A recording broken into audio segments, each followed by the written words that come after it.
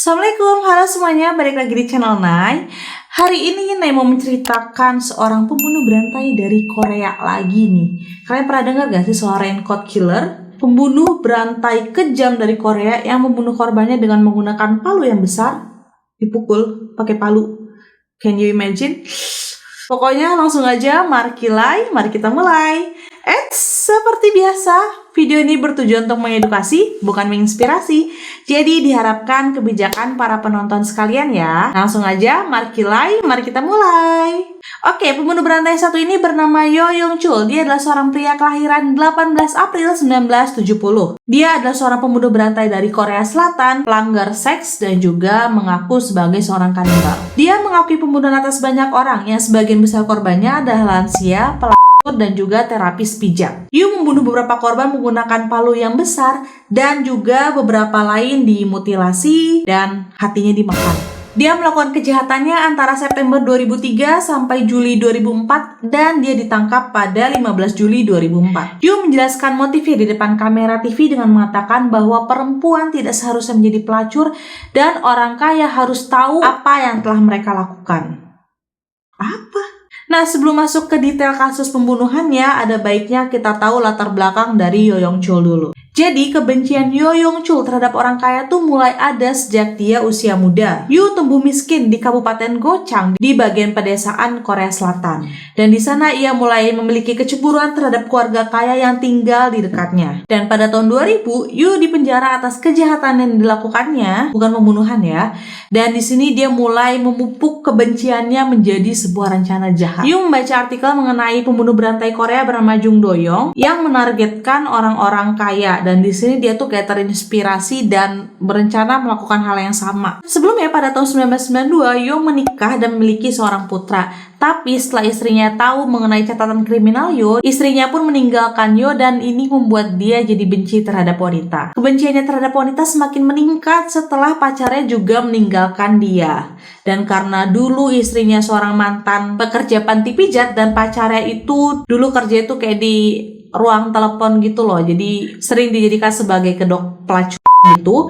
Yo pun mulai memupuk kebencian terhadap wanita-wanita yang memiliki pekerjaan yang sama. Setelah Yo Young Chul bebas pada September 2003, ia merencanakan pembunuhan pertamanya. Ia mulai membeli senjata dan berlatih membunuh anjing terlebih dahulu. Dan sekarang aku akan menjelaskan pembunuhan yang dilakukan oleh Yo Young Chul. Dari September hingga November 2003, Yo membunuh beberapa warga senior yang kaya dengan cara membobol rumah mereka dan memukuli mereka dengan palu. Untuk menutupi jejaknya, Yo membuatnya terlihat seperti perampokan pembunuhan. Namun tidak ada uang atau barang berharga yang diambil, sehingga membuat petugas polisi pun bingung gitu loh. Dan saat penyelidikan mulai diintensifkan, Yo pun beralih dari warga senior kaya ke terapis pijat. Dan pada Januari 2004, Yo sempat ditangkap atas tuduhan pencurian kecil, tapi dia dibebaskan 2 hari kemudian. Dan mulai Maret 2004, Yo memanggil pekerja seks ke rumahnya di Seoul Barat, dan di sana dia membunuh mereka setelah melakukan hubungan intim dengan mereka. Korbannya dipotong-potong dan dimutilasi untuk menghalangi identifikasi korban. Mereka dikuburkan di pegunungan yang mengelilingi kota. Dan polisi menemukan 11 mayat dari gunung di belakang kuil Bongwon setelah penangkapan Yo. Yo ini dianggap sebagai pembunuh berantai yang cerdik karena biasanya kan pembunuh berantai mereka menggunakan metode pembunuhan yang sama. Tapi Yo ini menggunakan beberapa metode pembunuhan yang berbeda-beda sehingga sulit diidentifikasi, dan polisi pun sempat menganggap ini adalah pembunuhan yang dilakukan oleh orang yang berbeda-beda. Apalagi Yo Young Chul ini berhasil mengelak setiap diinterogasi oleh polisi. Berikut aku akan menjelaskan timeline pembunuhan brutal yang dilakukan oleh Yo Young Chul. By the way, kalau kalian terlalu takut dengan penjelasan yang grafik kayak gini, kalian bisa langsung skip ke menit yang di sini ya. Ini aku sambil baca sedikit ya, mohon maaf. Jadi yang pertama pada 24 September 2003, korbannya berusia 72 dan 67 tahun di Gang Namgu, Seoul. Dia menusuk leher korban pertama dan memukul kepala korban dengan palu yang beratnya 4 kg dan membunuh korban kedua dengan tangannya dicekik. Pada 9 Oktober 2003, korban berusia 85, 60, dan 35 tahun di Jongro-gu, Seoul. Dia membunuh 3 orang dengan palunya. Lalu pada 16 Oktober 2003, korban berusia 60 tahun di Gang Namgu, Seoul. Dia memukul kepala korban dengan palu.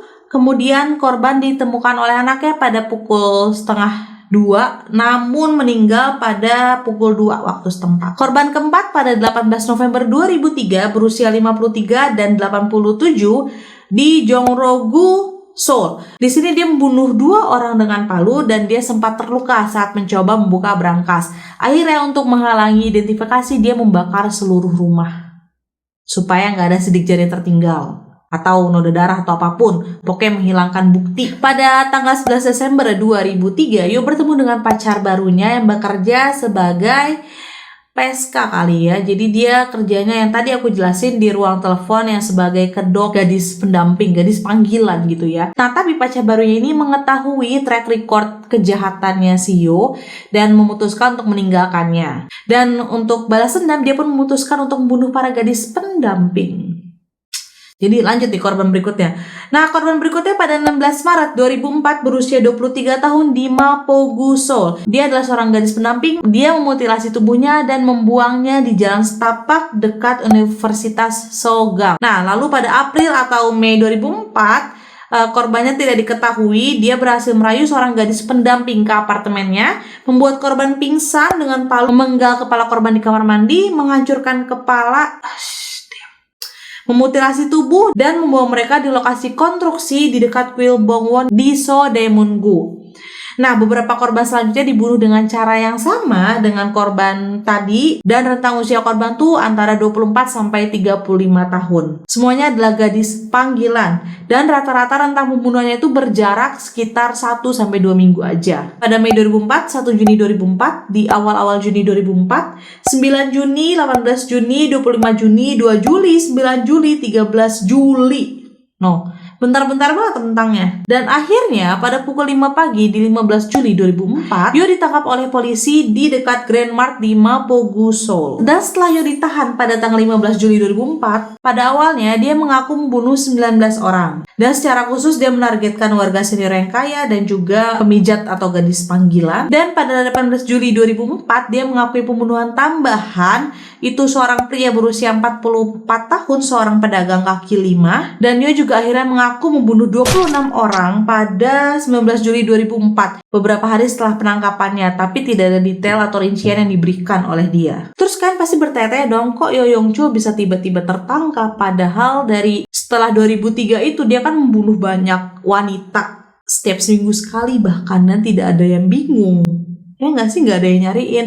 Ya wajar aja karena ternyata para wanita panggilan ini mereka umumnya tidak memiliki keluarga atau teman, jadi jarang yang mencari mereka. Dan mostly ketika mereka dilaporkan pun polisi akan menganggap remeh karena kerjaannya mereka. Jadi polisi itu cuma bilang kayak, dia mah paling lagi pergi sama om-om gitu. Nah, jadi Yo ini bisa ketangkap karena Yo membuat kesalahan yang sangat fatal. Dia menggunakan ponsel salah satu korbannya yang wanita panggilan itu untuk menelpon panti pijat. Dan pemilik panti pijat tersebut pun mengetahui nomor tersebut sebagai nomor gadis yang hilang.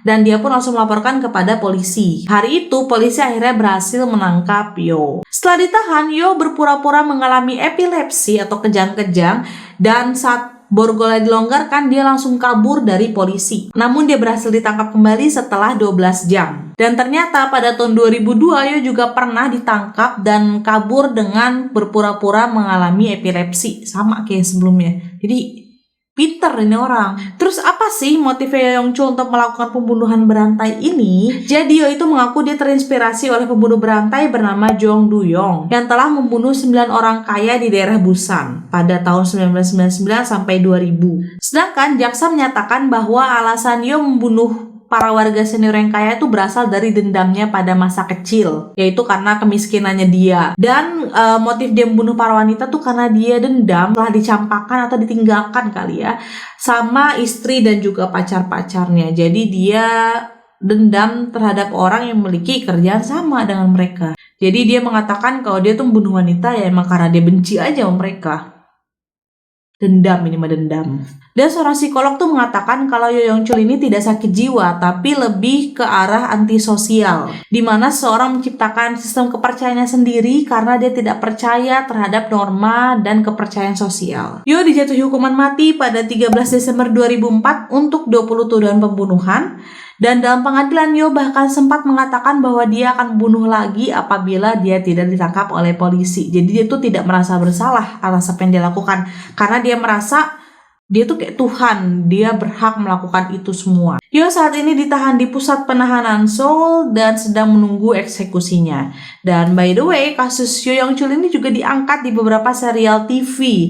Di antaranya The Chaser 2008, The Raincoat Killer, Chasing a Predator in Korea 2021, Through the Dark Nurse, ini TV series di 2022. Nah itu dia hari ini cerita mengenai Yo Yong Chul. Kasus dia sebenarnya udah banyak banget diceritain di mana-mana, tapi aku tertarik banget sama kasus ini karena dia muncul di salah satu series film favorit aku, Through the Darkness. Aku rekomen banget kalian untuk nonton itu. Buat kalian yang suka crime, yang suka thriller, itu seru banget buat kalian tonton. Malah promo film kan saya. Oke, jadi gimana cerita hari ini? Ada nggak sih penjelasan mengenai Yo Yong Chul yang belum naik ceritain di sini? Boleh ya komen di bawah biar kita sama-sama baca, sama-sama tahu. Terima kasih udah nonton video Nay. Semoga kalian suka dengan cara Nay menyampaikan ceritanya. Ada ide lain untuk cerita berikutnya, kalian bisa komen di bawah atau DM di IG Nay @nadia_rahmati. Sekali lagi terima kasih udah nonton sampai sini. Semoga kalian suka, semoga kalian terhibur. Jangan lupa dukung terus channel Nay. Sampai ketemu lagi minggu depan ya. Dadah. Minyakan banget gue.